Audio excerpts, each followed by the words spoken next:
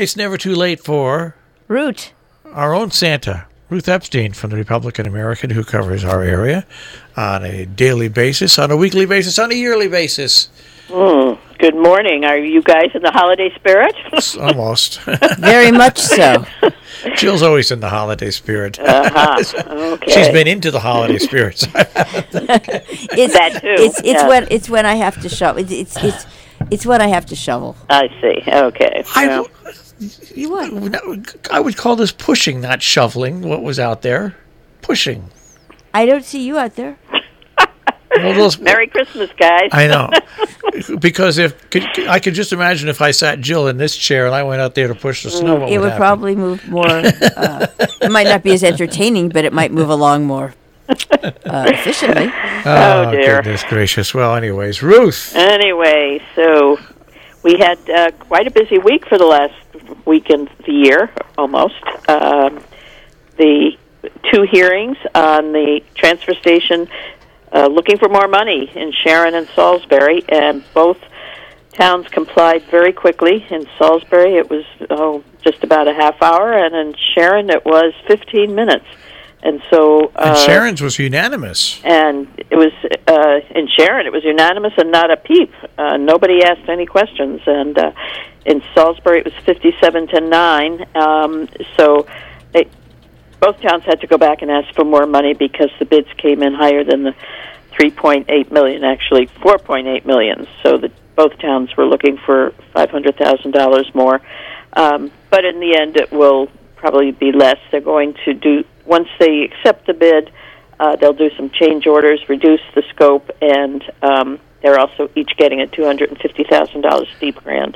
I think what people in both towns figured out, and there's just no way around it. Exactly. You got to get rid of your garbage. You got to get rid of your garbage. You got to have a transfer station. Right. Costs don't ever go down; they go up. Exactly, and that's what they said. We wait any longer. And I don't think people in either town really are going to hold the town, both towns, to much credence about trying to lower the cost. I think at this point of the game, it's so if they can just hold the costs, I think people will be appreciative. I would agree with you. I mean, they were talking, should we not pave it? Should we, swap shop, eliminate that? And just what we want. None of that's going to happen. We want to walk around in the mud out there. Yeah. That's just like we've been doing for 100 years. I don't think so. Yeah, not going to happen. So it was nice. That was a nice Christmas present for both towns to pass it. A little more contentious in Canaan at a zoning board of appeals hearing on the Metcalf property out in East Canaan.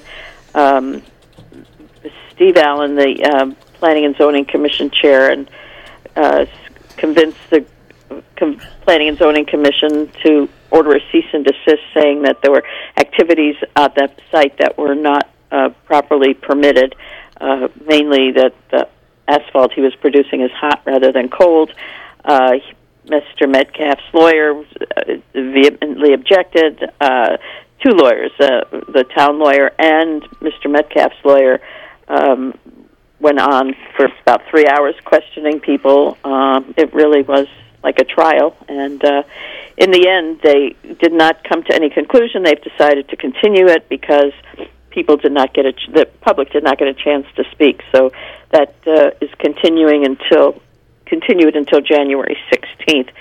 And at the same time, there's a lawsuit in court over this for another piece of property, in which Mr. Metcalf is asking to be able to produce hot asphalt, and that's going to go on that's in the courts at this point. So lots of hot topic in Canaan.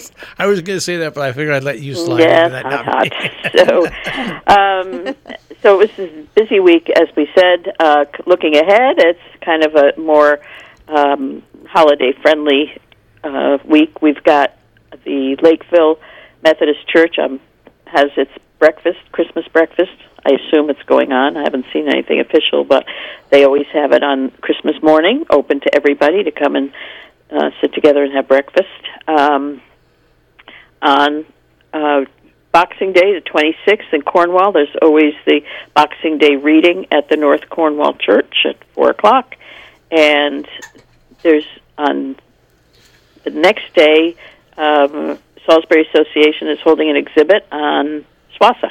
And they're going to have, ski jump. and at 5 o'clock, it's actually an open house, kind of like a refreshment party, so you can see their exhibit, and they'll even talk a little bit about the jump camp and the ski jumps coming up. Exactly. So there are things to do this week, and I'm sure there are programs at the local libraries for kids with the week off, and so never